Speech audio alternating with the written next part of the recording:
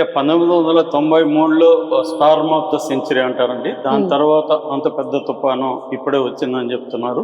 అంటే 2021లో కూడా వచ్చింది, కానీ ఇది అతి పెద్దది అని చెప్తున్నారు. సో ఫ్రైడే స్టార్ట్ అయింది. ఇది ఆల్రెడీ దాదాపు 18 స్టేట్స్, మొత్తం అమెరికాలో 50 రాష్ట్రాలు ఉంటాయి. అందులో 18 రాష్ట్రాల్లో ఎమర్జెన్సీ ప్రకటించారు. ఇది ఏంటంటే దాదాపు 2,000 మైళ్ళ పొడవున ఉందన్నమాట. అంటే మిడ్ వెస్ట్, తర్వాత నార్త్ ఈస్ట్, సౌత్ ఈ ప్రాంతాల్లో ఇది ఉంది. దీన్ని వింటర్ స్టార్మ్ ఫెర్న్ అని పిలుస్తున్నారు.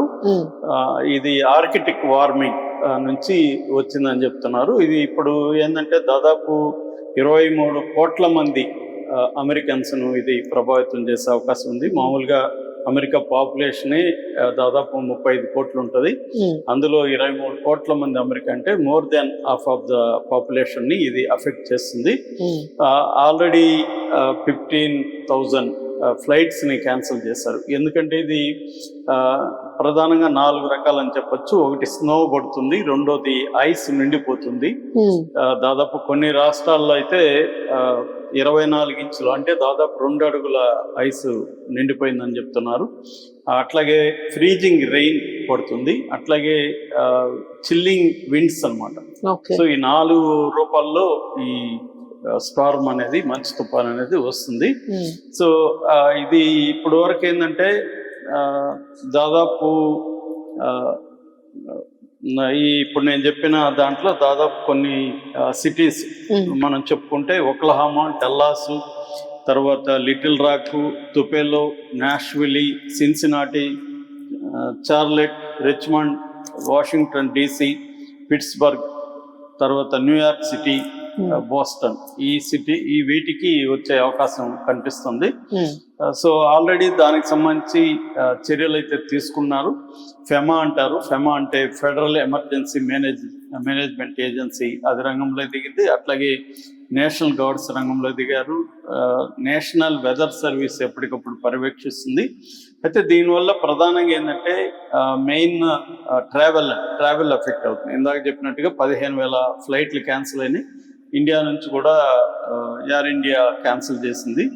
సో ట్రావెల్ కష్టమైపోతుంది. రెండోది road travel and rail travel కూడా కష్టమైపోతుంది. రోడ్డు మీద కూడా ఏమి కనిపించట్లేదు అంటున్నారు. కంప్లీట్గా డార్క్ స్నో అంటారు, అలాంటిది ఒక వాతావరణం ఏర్పడింది.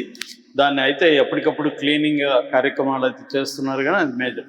రెండవది ఎనర్జీ సెక్టర్ డౌన్ అయిపోయింది. ఎందుకంటే ఫ్రీజింగ్లో ఆయిల్ ఉత్పత్తులు కానీ ఇవన్నీ కూడా అయిపోయినాయి. నేచురల్ గ్యాస్ ఇవన్నీ కూడా కట్ అయిపోయినాయి.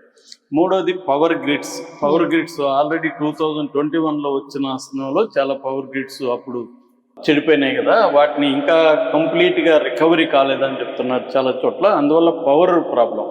ఎందుకంటే పవర్ లేకపోతే గడ్డగట్టిపోయే అవకాశం ఉంది.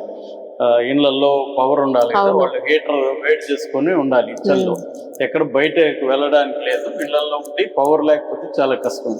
సో దానివల్ల ఏమవుతుందంటే హైపోథెర్మియా అంటారు. హైపోథెర్మియా అంటే విపరీతమైన మంచుతో బాడీ మెల్లమెల్లగా గడ్డగట్టిపోయి హార్ట్ ఫెయిల్యూర్ జరుగుతుంది, కార్డియాక్ అరెస్ట్ అవుతారు.